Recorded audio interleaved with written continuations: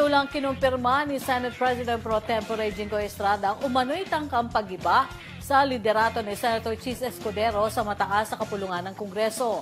Kasabay ng pagtanggi nito sa balitang siya umano ang nilulutong papalit sa posisyon ni Escudero. Ayon kay Estrada, haka-haka lamang ang nasabing balitang ito, lalo na't approve sa kanya o masasabi niyang komportable siya sa kasalukuyang liderato ng Senado. Kinumpirma naman niya na may naganap na tangkang pagpapatalsik kay Escudero, 2 o 3 linggo na ang nakalipas, subalit nilinaw niyang hindi siya ang nasa likod ng nasabing balak.